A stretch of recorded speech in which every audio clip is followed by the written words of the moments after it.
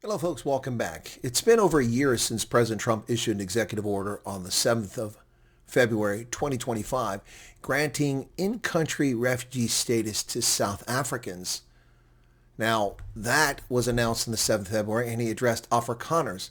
However, in the immediate aftermath of that, when I did a live broadcast a couple hours later, I said I hope that his intent is for ethnic minorities. And by that, of course, I meant racial minorities, coloreds, Indians, and others.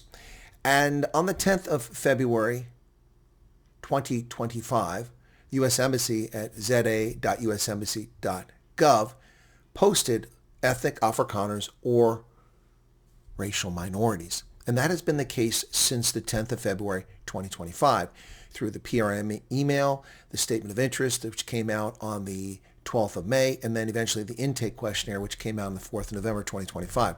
Throughout this process, it's been open to all racial minorities in South Africa.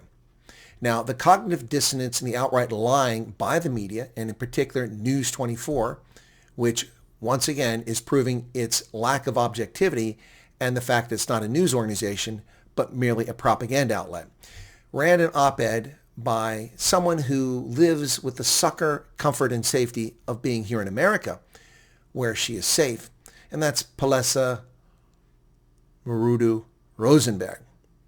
She writes an op-ed on the 29th of May, 2026 in News24 called Washington's Afrikaner Obsession.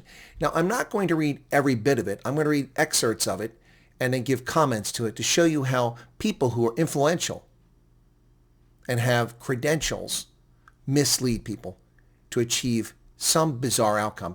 Now, to be fair, in this op-ed, she says a lot of things that are true about how screwed up the country is because of the ANC, but her dismissal of the plight of South African racial minorities is disturbing, particularly with her name being Rosenberg. Is she married to a minority? A different sort of minority?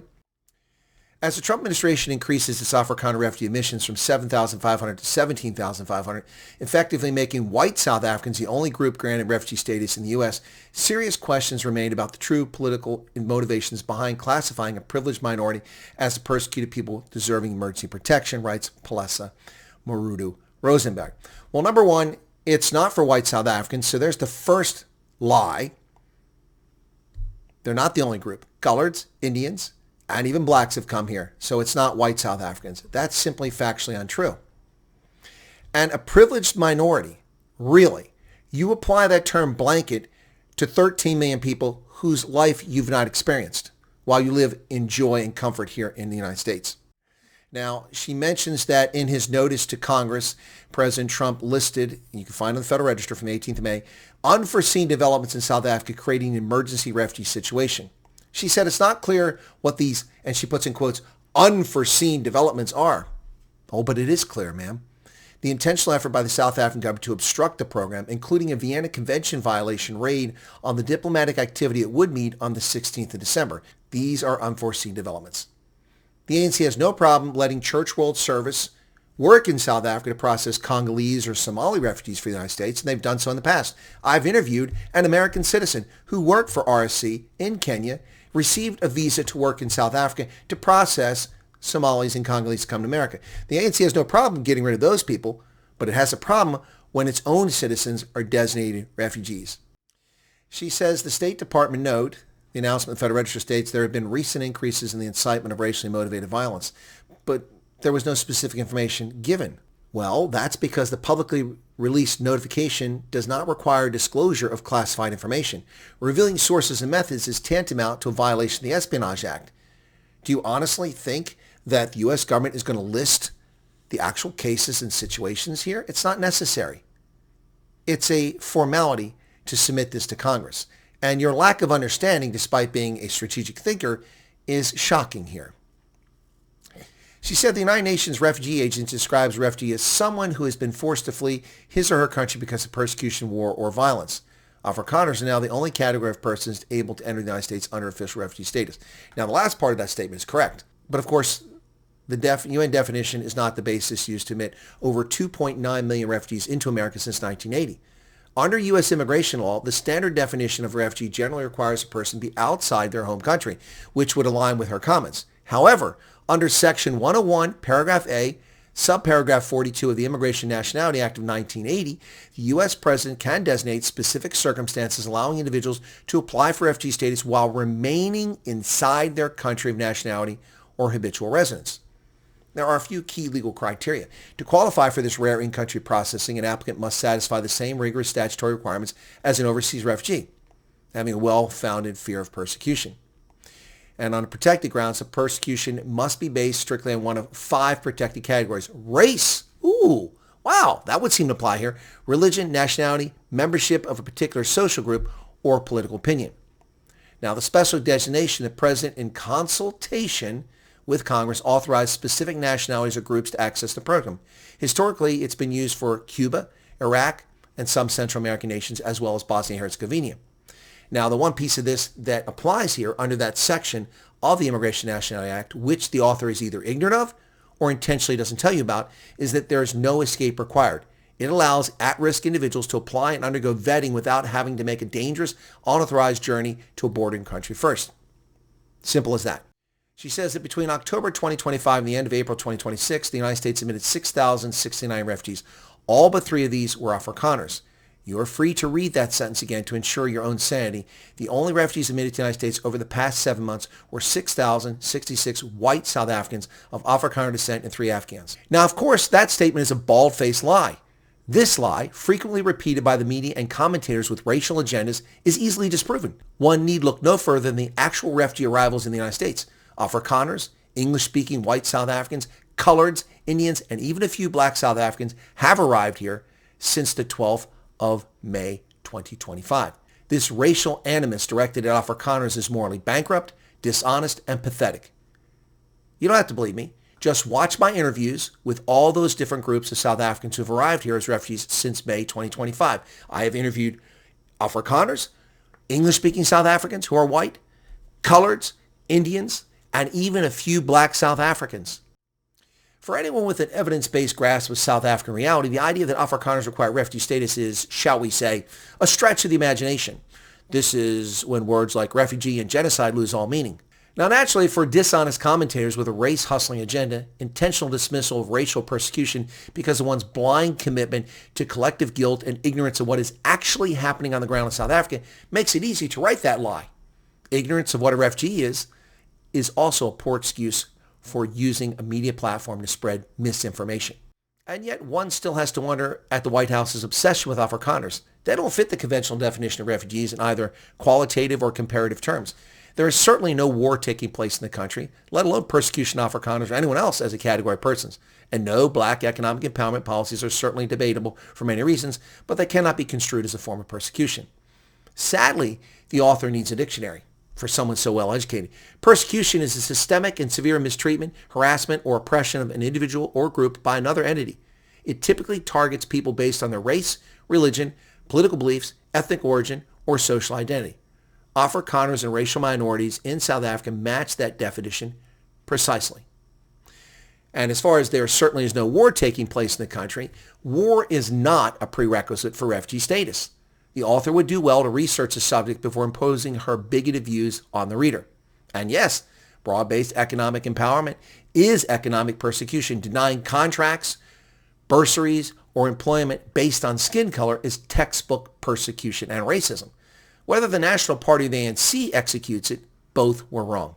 Now she goes on to delve into the red herring that South Africa's race-hustling politicians use all the time.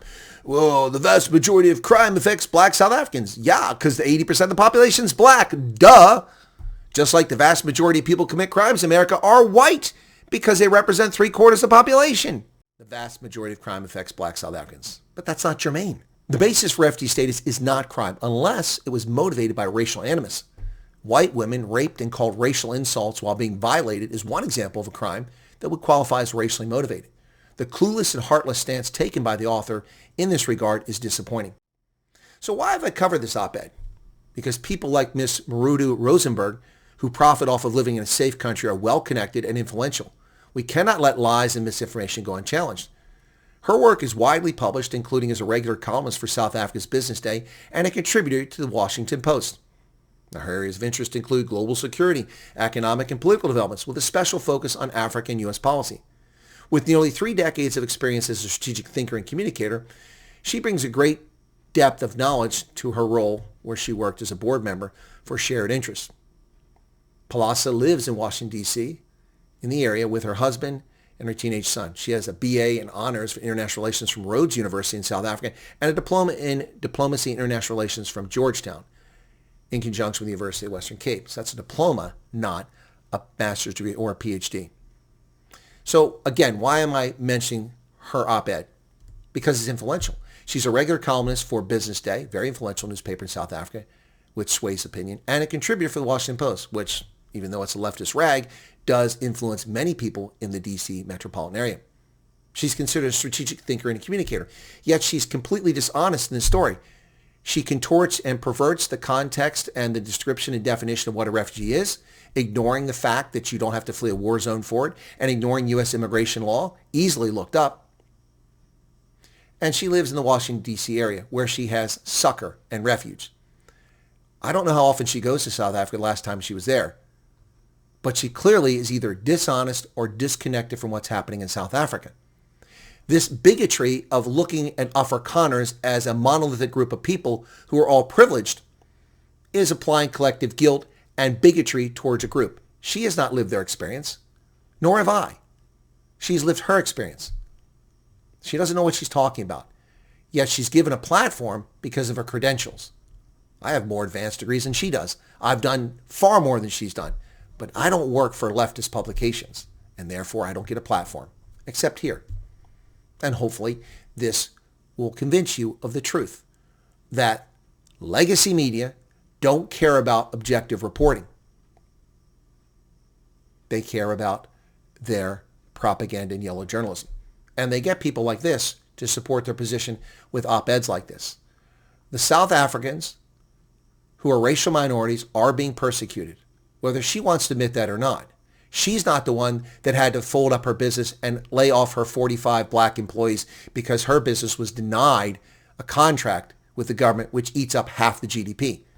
She doesn't have to tell her 18-year-old child who graduated with a 97% on a matric that her daughter can't go to UCT because she's white, while people with 35% scores get entry based on racial advantage.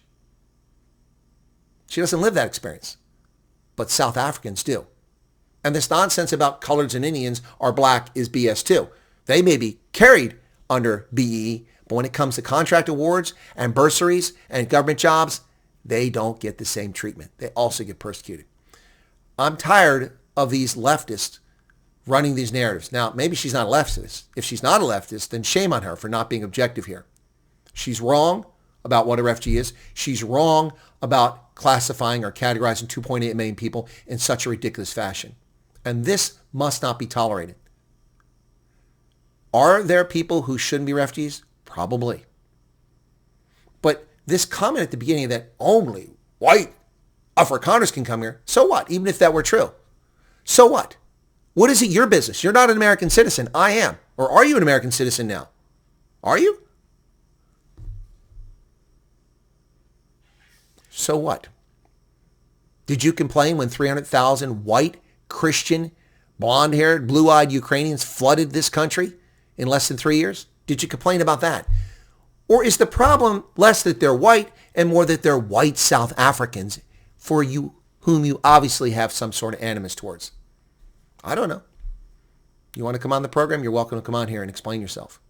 You'll be treated fairly in an interview, but you're not going to get a free pass with this bogus op-ed in which you spew all kinds of misinformation. There you go, folks. What say you? South Africa, Mzansi. Any comments? Cheers.